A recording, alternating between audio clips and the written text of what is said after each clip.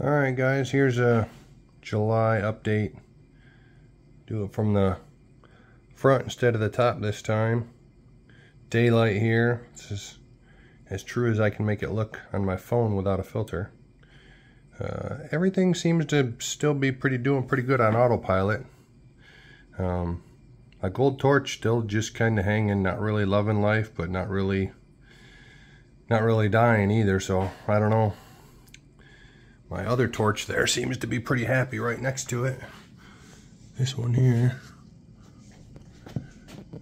It's kind of cool. It's got that green down in the bottom, in the base of it.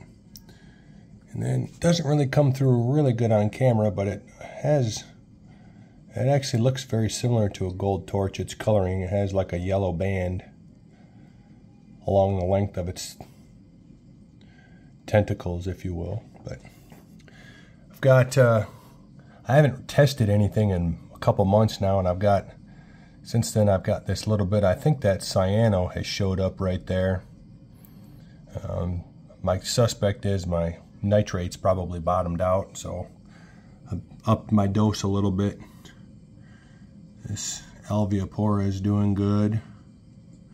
There's my movable nozzle on my Vortech neem cage with a movable nozzle, so I can aim maybe I can see from the front here, so you can aim the direction of it. You can kind of see from the side here. I've got it aimed, which has been super sweet, so that way it's not blasting directly on any corals. I've got a little mat of something growing in the back corner there where the flow is really low. I don't know what it is.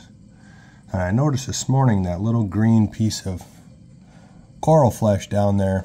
I almost think it's a baby that was dumped or something. I don't know, because the color of it, really, it's hard to see on camera, but the only thing it matches is this Alveopora. Nothing else in my tank really has that color green on it, so I don't know where it could have came from, but I'm going to leave it and see what it does.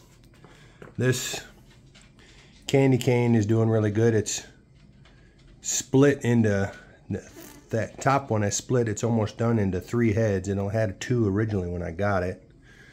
And then there's that orange frog spawn there. That one's grown quite a bit, but still can't really see it well here, but that Monty at the top has just grown substantially.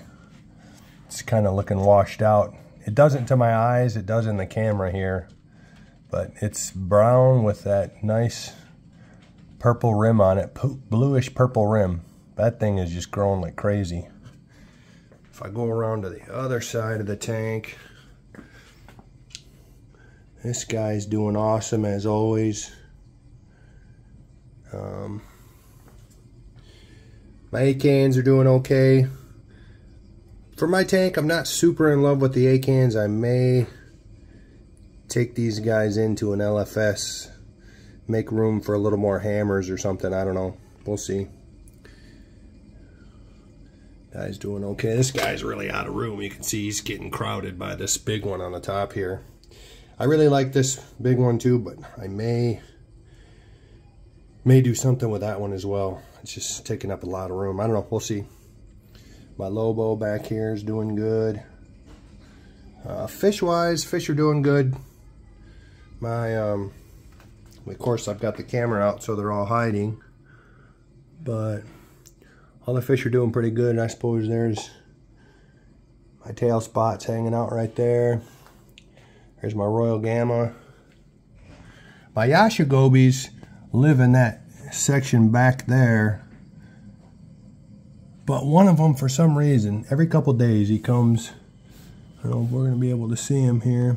I can't really see him in the light, but he hides in the overflow here.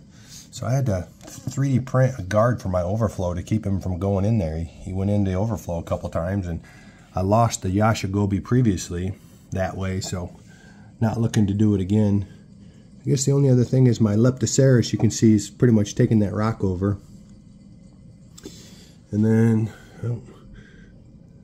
there's one of my hermit crabs. That's the only one I think I have left. He's been in the tank almost 3 years.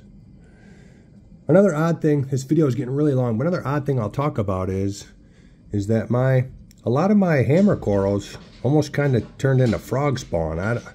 I I don't know if the DNA can mix or what, but you can kind of see how the tips of this one here, the tips are all kind of split. Well, anyways, that's the update. Thanks, guys.